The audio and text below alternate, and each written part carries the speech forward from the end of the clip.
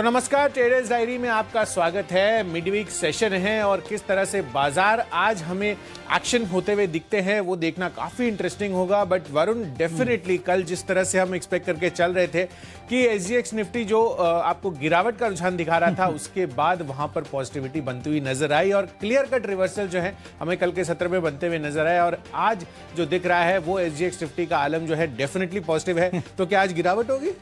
होनी नहीं चाहिए। देखिए कुशल, एक बात है कि हम पिछले कुछ दिन में अगर आप देखेंगे तो अच्छी खासी गिरावट दिखा चुके थे। एक्सपायरी वाला हफ्ता है तो जाहिर सी बात है शॉर्ट कवरिंग आनी है और मुझे लगता है उसी शॉर्ट कवरिंग का सहारा जो है कल के मार्केट में मिला और उसी को सेंस कर रहा है अब एसजीएक्स निफ्टी और इसके लिए तेजी दिखा रहा है। उतनी बड़ी गिरावट नहीं आएगी, होगा तो थोड़ा बहुत कंसोलिडेशन हो सकता है, उससे ज्यादा कुछ होगा नहीं शायद, आदमी लगता है। मैं सुबह देख रहा था 20-25 अंकों की तेजी से एसजीएक्स निफ्टी में, अभी 90 अंकों की तेजी हो गई है। 90 अंक, हमारा शो खत्म होते होते 100-150 पॉइंट के आसपास की तेजी हो जाएगी और फिर देखते हैं आगे क्या होता है। लेकिन हाँ, ग्लोबल संकेत अगर आप देखेंगे तो मिले जुले हैं। यूएस से कोई खास संकेत है नहीं, नो डाउट। वहाँ पे भी अगर आप देखेंगे तो डाउ जोन्स में करीब 200 पॉइंट के आसपास की गिरावट देखने मिली। डाउ फ्यूचर भी अगर आप देखेंगे तो ऑलमोस्ट फ्लैट ट्रेड कर रहे हैं, तो कोई बड़े संकेत है नहीं। आपको एक ही चीज़ पे अभी फोकस करना है और वो है एक्सपायरी। उसको रिलेटेड मूव जो है अगले 2 दिनों तक आपको भारतीय बाजारों में देखने मिल सकते हैं। बिल्कुल।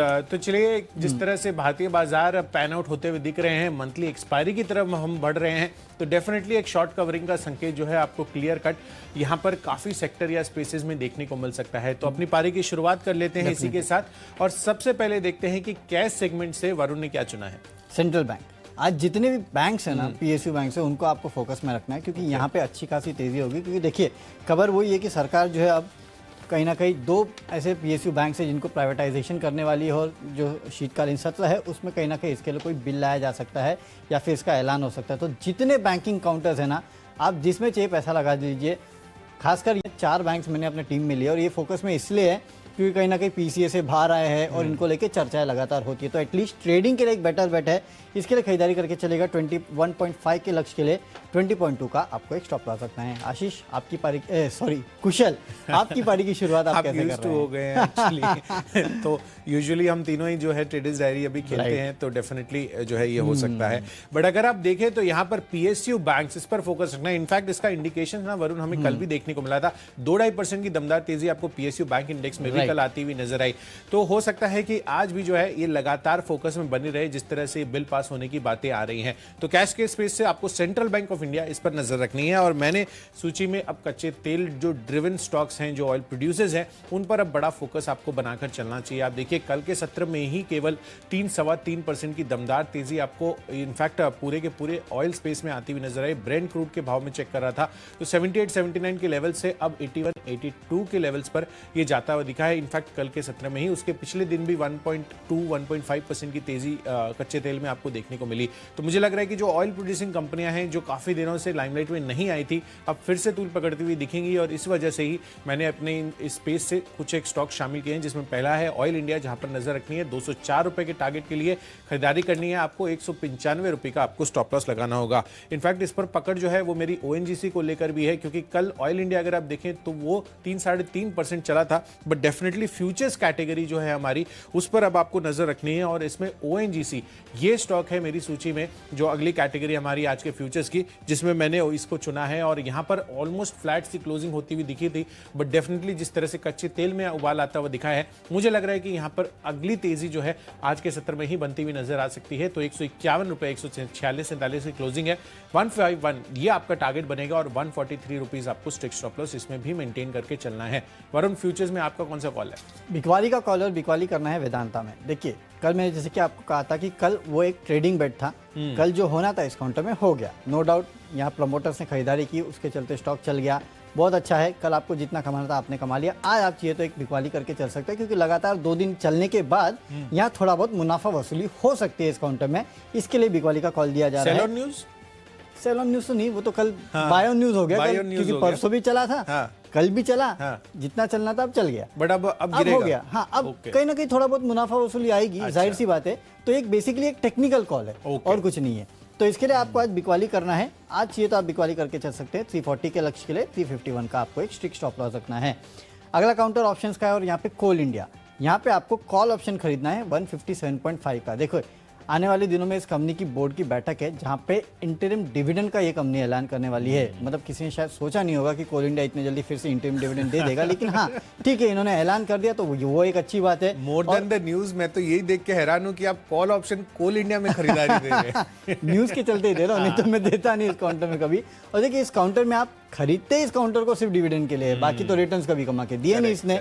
तो इसके चलते आज यहाँ पर थोड़ी बहुत तेजी हो सकती है। वैसे भी कल स्टॉक 3-3.5% चला है, लेकिन आज भी थोड़ी बहुत तेजी हो सकती है इस खबर के चलते। ₹2 के लक्ष्य के लिए खरीदारी कीजिएगा। 1.2 का आपको इस कंपनी के कॉल ऑप्शन में एक स्टॉप लॉस भी रखना है। बिल्कुल, तो चलिए कोल इंडिया पर आपको फोकस बनाकर रखना है। जिस तरह से यहाँ पर डिविडेंड पर बोर्ड बैठक होने वाली है तो उसको फोकस में लेकर चलिए। ऑप्शन कैटेगरी में मैंने स्टॉक चुना है वोडाफोन आइडिया का। इनफैक्ट एंटायर टेलीकॉम स्पेस आज फोकस में रह सकता है, क्योंकि खबरें कुछ ऐसी आ रही हैं कि यहाँ पर जो एनुअल स्पेक्ट्रम ऑक्शन है वो अब सरकार प्रस्ताव रख रही है, उस पर बातचीत जो है वो जारी है। और साथ ही जैसे इलेक्ट्रिसिटी में आपको रियल टाइम ट्रेडिंग होती है, वैसे ही स्पेक्ट्रम पर भी रियल टाइम ट्रेडिंग पॉसिबल है। ऐसी कुछ प्रस्ताव है, ऐसे कुछ प्रपोजल्स हैं जिस पर बातचीत जो है अभी जारी है। तो डेफिनेटली इंडस्ट्री के लिए ओवरऑल आगे के लिए जो एक्सपेंशन ड्राइव है उसको ध्यान में रखते हुए ये प्रपोजल्स रखे गए हैं। और एयरवेव्स जो है इनको पर्याप्त मात्रा में मिले, इस चीज का जो ऑब्जेक्टिव है उसको ध्यान में रखकर ये स्पेसेस आती हुई नजर आ रही हैं। तो डेफिनेटली वोडाफोन आइडिया आप देखिए 10-10.5 रुपए की प्राइसिंग है। यहाँ पर आपको इसका दिसंबर का जो कॉल ऑप्शन है वो खरीद कर चलना है। 1.3 की प्राइसिंग है, ₹5 का टारगेट आपको कंफर्टेबली मिल सकता है। ₹1 के लिए आपको स्टॉप लॉस रखना है, बट डेफिनेटली ऑप्शन कैटेगरी में वोडाफोन आइडिया पर आपको फोकस रखना है। 5 गुना हो जाएगा ये ऑप्शन, 5 गुना हो जाएगा, हो सकता है 3.5-4 कंजर्वेटिव बेसिस पर, बट ऑप्टिमिस्टिक टारगेट मेरा 5 का है। डेफिनेटली तो काफी ऑप्टिमिस्टिक टारगेट है ₹5 के आसपास का यहाँ पे आपको। लेकिन हाँ, दिसंबर का कॉल ऑप्शन है, जो दिसंबर का कॉल ऑप्शन डेफिनेटली। चलते हैं अगली कैटेगरी जो कि है ऑप्शंस की कैटेगरी, और माफ कीजिएगा टेक्निकल कैटेगरी। और टेक्निकली एक स्टॉक जो मुझे पसंद है वो है बिरला सॉफ्ट। देखिए कुशल, पिछले कुछ दिनों से देख रहा हूँ इस स्टॉक में काफी बेहतरीन तेजी देखने मिली है, तगड़ा ब्रेकआउट है। अगर आप देखेंगे इसके पहले भी एक बार इसमें ब्रेकआउट हुआ था, मेरे ख्याल से फेब या मई के आसपास हुआ था। और तब जब इस काउंटर में तेजी आई थी ऑलमोस्ट ये काउंटर डबल हो गया था, करीब 250 के आसपास ट्रेड करता था, 200 के आसपास, वहाँ से ₹400 के आसपास आ चुका था। वहाँ से अभी नेक्स्ट लेग ऑफ ब्रेकआउट जो है इस काउंटर में देखने मिल रहा है, ₹500 के आसपास ही ट्रेड कर रहा है। अगर इसी तरह का ब्रेकआउट देखने मिलता है ना, तो अगले 2-3 महीनों में यहाँ से कम और 20% के आसपास की तेजी जो है ये काउंटर दिखा सकता है। कल भी 10% के आसपास की तेजी थी। या तो इसमें कोई खबर आने वाली है उसके पहले चल रहा है, तो जब तक खबर नहीं आती तब तक आप इसमें ट्रेड कर सकते हैं।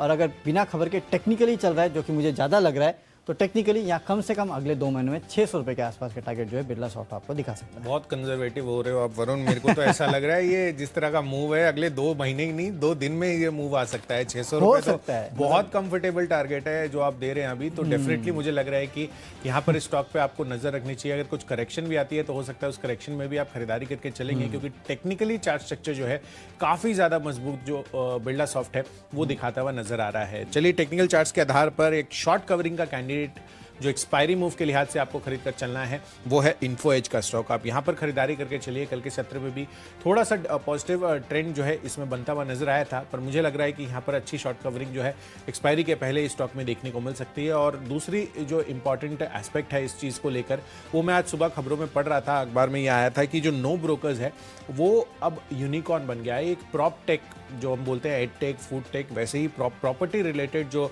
टेक्नोलॉजी कंपनी है नो ब्रोकर, वो अब यूनिकॉर्न बन चुकी है जो रिसेंट फंड रेजिंग की है। तो डेफिनेटली इन्फो एज को आपको फोकस में रखना है। उस वजह से भी मूव हो सकता है क्योंकि इनकी एक प्रॉपटेक कंपनी है 99 एकर्स जो हम जानते हैं। तो इन्फो एज मुझे लग रहा है कि 6200 के लक्ष्य के लिए आज यहाँ पर आप खरीदारी करके चलिए। 5900 रुपीज आपका स्टॉप लॉस बनेगा। चलिए बढ़ते हैं अपनी अगली कैटेगरी जो है फंडा पिक। और फंडामेंटली मुझे एक FMCG company, in fact biscuit baker Britannia पसंद आ रहा है। अगले 6 महीनों में आपको यहाँ पर दमदार तेजी देखने को मिल सकती है, क्योंकि जिस तरह से अब बाजारों में कुछ खबरें आ रही हैं कि जो अनलिस्टेड सेट ऑफ प्लेयर्स हैं वो प्राइस इंक्रीज कर रहे हैं, तो अब और इनका तो प्रीमियम कैटेगरी के बिस्किट्स का भी पोर्टफोलियो है, तो वहाँ पर जो हाई मार्जिन प्रोडक्ट्स है अगर प्राइस इंक्रीज होते हैं तो डेफिनेटली इनके अर्निंग्स में ये रिफ्लेक्शंस आते हुए नजर आएंगे। और इसी वजह से मुझे लग रहा है कि ब्रिटानिया आपको अगले 6 महीनों के लिए काफी पॉजिटिविटी दिखा सकता है। 3662 रुपए की प्राइसिंग है, 4200 रुपए का टारगेट आपको यहाँ पर अगले 6 महीनों में देखने को मिल सकता है। चलिए, तो ब्रिटानिया के लिए तो गुड डे हो सकता है। देखते हैं किस तरह की तेजी इस काउंटर में आने वाले दिनों में भी देखने मिल सकती है। फंडामेंटली जो स्टॉक मुझे पसंद है वो है टीवीएस मोटर्स का। यहाँ पे आप खरीदारी कर सकते हैं 740 के लक्ष्य के लिए। 700 रुपए का स्टॉप लॉस रखिएगा। दरअसल मैक्वेरी ने इस कंपनी पे आउट परफॉर्म की रेटिंग दी और प्राइस टारगेट बढ़ा दिया है। 705 से बढ़ा के 810 का कर दिया है, सीधे 110 रुपये के आसपास का इजाफा जो है अपने प्राइस टारगेट में इन्होंने किया। तो इसका इम्पैक्ट आज आपको इस काउंटर पे देखने मिलेगा, जिसके लिए आपको खरीदारी करके चलना है। अब चलते अगली कैटेगरी जो कि निवेश की कैटेगरी। निवेश आपको करना है एक्शन कंस्ट्रक्शन में। अगले 4 महीनों में 300 के आसपास के लेवल जो काउंटर आपको दिखा सकता है। आपको याद होगा कुछ दिनों पहले वैसे भी एमके की रिपोर्ट भी आई थी इस काउंटर पे और कहीं ना कहीं उन्होंने भी एग्रेसिव टारगेट्स दिए थे। वैसे भी देखिए जिस स्पेस में है, खासकर क्रेन्स, इसके अलावा construction, material handling, farm equipment areas में कंपनी काम करती है और इंफ्रास्ट्रक्चर पे वैसे भी सरकार का काफ़ी बड़ा ट्रस्ट है। तो इसका इम्पैक्ट जो है आपको इस काउंटर पे देखने मिलेगा और वैसे भी फंडामेंटली काफ़ी स्ट्रॉन्ग काउंटर है। मुझे लगता है बड़ी तेज़ी के लिए काउंटर तैयार हो रहा है। पोर्टफोलियो में रखिएगा इस काउंटर को। 300 के आसपास के लक्ष्य जो है अगले 4 महीनों में काउंटर आपको दिखा सकता है। बिल्कुल, तो चलिए इसमें बनेगी पेस, यहाँ पर आपको नजर रखना है इन्वेस्टमेंट पिक के लिहाज से। और मेरी इसी कैटेगरी में जो स्टॉक है वो है रियल एस्टेट स्पेस का फीनिक्स मिल्स, जहाँ पर आपको खरीदारी करने की राय है। अब देखिए कुछ खबरें अब डेवलप हो रही हैं कि यहाँ पर जितने भी शॉप ओनर्स हैं उनके लिए जो रेंटल वेवर अग्रीमेंट्स किए गए थे वो कहीं ना कहीं अब हटते हुए नजर आ रहे हैं। जिस तरह से अनलॉकिंग के बाद इनकी डिमांड्स इंप्रूव हो रही है, इनके रेवेन्यू स्ट्रक्चर अच्छे हो रहे हैं, तो इनके लिए जो रेंटल रेवेन्यू है वो फर्दर वापस से इंक्रीज होता हुआ नजर आएगा और इसका क्लियर कट रिफ्लेक्शन इनके अर्निंग्स पर आगे आने वाले समय में आपको देखने को मिल सकता है। तो 1050 के आसपास की इसकी प्राइसिंग है। 1350 का कंजर्वेटिव बेसिस पर अगले 1 साल के लिए इसमें टारगेट है। चलिए बढ़ते हैं अपनी अगली कैटेगरी जो है खबरों के दम पर। और यहां पर मैंने एक अभी जो हाल फिलहाल में अच्छी तेजी पकड़ता हुआ नजर आया है वो स्टॉक चुना है जो है रेडिंगटन इंडिया का। दरअसल इसके लिए अब खबर का डेवलपमेंट इसलिए भी है क्योंकि आप देखिए उड़ीसा में यहाँ पर उड़ीसा इलेक्ट्रॉनिक पॉलिसी को कैबिनेट की मंजूरी मिलती हुई दिखी है। और 2016 में मैं ऐसे ही अखबारों में पढ़ रहा था कि फॉक्सकॉन जो है जो कि आईफोन प्रोड्यूस करता है, वहां पर उन्होंने ऐसा प्रपोजल्स पहले रखे थे कि उड़ीसा में वो एक कोस्टल एरिया लेकर उसमें अपनी फैक्ट्रीज बना सकते हैं। तो डेफिनेटली हो सकता है इस पॉलिसी के आने के बाद आपको यहाँ पर सेंटिमेंटली रेडिंगटन इंडिया में पॉजिटिविटी देखने को मिले क्योंकि ये आईफोन का डिस्ट्रीब्यूटर है। तो इधर प्रोडक्शन अगर होगा तो डेफिनेटली इनके लिए काफी ज्यादा और पॉजिटिविटी बन सकती है इनके मार्जिन्स फ्रंट पर। तो 149 के टारगेट के लिए आज के लिए खरीदारी कीजिए। वैसे भी चार्ट स्ट्रक्चर इसका मजबूत है, 2.5% की तेजी थी। 141 रुपीज का आपको इसमें स्टॉप लॉस रखना होगा। चलिए खबरों के दम पे जो स्टॉक मुझे पसंद है वो है आईओबी। यहाँ पे आप खरीदारी करके चल सकते हैं। जो खबर मैंने आपको स्टार्टिंग में ही बताई कि किस तरह से सरकार जो है निजीकरण करने वाली है 2 पीएसयू बैंक्स का, तो उसका इम्पैक्ट अक्रॉस पीएसयू स्पेस आपको देखने मिलेगा। आईओबी एक प्रबल कैंडिडेट भी है। यहाँ पे खरीदारी करके चलेगा 21 के लक्ष्य के लिए। 19.4 का आपको एक स्टॉप लॉस भी रखना है। चलिए तो खबरों के दम पर कौन कौन से स्टॉक्स हैं वो तो हमने आपको बता दिए। आखिरी कैटेगरी माई चॉइस की है और इसके लिए हमें एक ब्रेक के लिए रुकना होगा, पर उससे पहले मैं आपको एक जानकारी दे दूं कि यहाँ पर हम आपको बता रहे हैं कि वर्ल्ड इन्वेस्टर वीक के मौके पर जी बिजनेस और MCX IPF बेहद खास वेबिनार का आयोजन करने जा रहा है। इसमें हम आपको बताएंगे कि बेस मेटल्स में आप कैसे हेजिंग कर सकते हैं, इसमें प्राइस डिस्कवरी कैसे होती है और आत्मनिर्भर बनने में मेटल्स इंडस्ट्री की कितनी बड़ी भूमिका हो सकती है।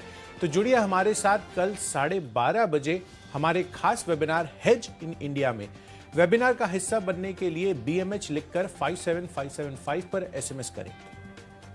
चलते आखिरी कैटेगरी जो कि माई चॉइस की कैटेगरी। और माई चॉइस में फिर से 2 पीएसयू बैंकिंग काउंटर्स है जो कि मैंने लिए हैं। एक तो बैंक ऑफ इंडिया, यहाँ पे आपको खरीदारी करना है। खबर तो मैं आपको बता चुका हूँ, 61.5 के लक्ष्य के लिए आपको खरीदारी करना है।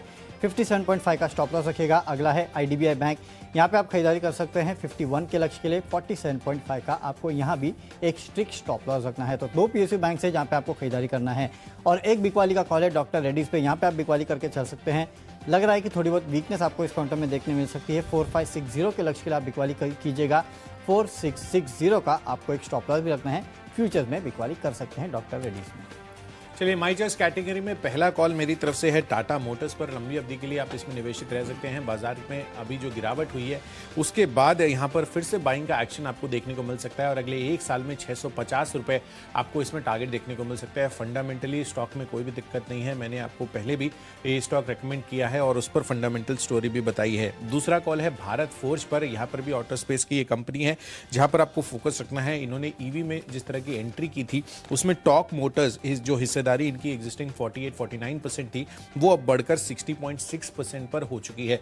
तो डेफिनेटली यहां पर भी ये स्टॉक इस खबर के चलते फोकस में रहेगा। 766 रुपीज का टारगेट लगाना है, 738 का स्टॉप लॉस बनेगा। और आखिरी कॉल है मेटल स्पेस से हिंडाल्को का। अब देखिए कल मेटल स्पेस में काफी दमदार तेजी बनी थी, बट समहाउ हिंडाल्को बहुत ज्यादा पार्टिसिपेट नहीं करता हुआ नजर आया। और आज जिस तरह से एसजीएक्स निफ्टी इंडिकेट कर रहे हैं और बाजार ग्लोबल बाजारों में जो तेजी हमें खासकर डाउ जोन्स में देखने को मिल रही है, मुझे लग रहा है कि हिंडाल्को में आज अच्छी तेजी बन सकती है। 450 का भाव है, 462 रुपए का टारगेट आज ये अचीव कर सकता है और 445 रुपए आपको स्टॉप लॉस सकता है। चलिए, स्टॉक्स की सूची पूरी हो चुकी है, फटाफट एक बार रिकैप देख लेते हैं। कैश का काउंटर है सेंट्रल बैंक, यहाँ पे आपको खरीदारी करना है। फ्यूचर्स में वेदांता में बिकवाली कीजिएगा। ऑप्शंस में कोल इंडिया का 157.5 का कॉल ऑप्शन खरीदना है। टेक्निकली बिरला सॉफ्ट अच्छा लगता है, बड़ी तेजी यहाँ बन सकती है। फंडामेंटली टीवीएस मोटर्स अच्छा लगता है। निवेश करना है एक्शन कंस्ट्रक्शन में अगले 4 महीनों में 300 के लेवल के लिए। खबरें हैं आईओबी में, यहाँ पे आप खरीदारी कीजिएगा।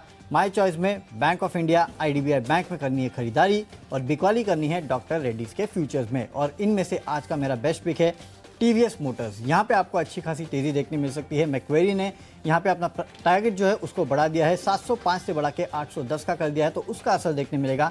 740 के लक्ष्य के लिए आज कीजिएगा खरीदारी। कैश स्पेस से कच्चे तेल पर आपको फोकस रखना है, तो ऑयल इंडिया के साथ साथ आपको ओएनजीसी फ्यूचर्स कैटेगरी में भी खरीदारी करके चलनी है। साथ ही ऑप्शन कैटेगरी में वोडाफोन आइडिया पसंद आ रहा है, दिसंबर का कॉल ऑप्शन आप खरीद कर चलिए। इन्फो एज जिस तरह से चार्ट स्ट्रक्चर बन रहा है, बेहतरीन शॉर्ट कवरिंग का कैंडिडेट ये भी बनता हुआ दिख सकता है। फंडामेंटली ब्रिटानिया काफी पसंद आ रहा है, अगले 6 महीनों के लिए 4200 के टारगेट के हासिल होते हुए दिख सकते हैं। इन्वेस्टमेंट के लिए आज से फिनिक्स मिल्स आप यहाँ पर खरीदारी कीजिए, अगले 1 साल में 1350 रुपए के टारगेट यहाँ पर भी आते हुए नजर आ सकते हैं। और खबरों के दम पर रेडिंगटन इंडिया काफी अच्छी मजबूती दिखा सकता है आज 149 रुपीस के टारगेट के लिए।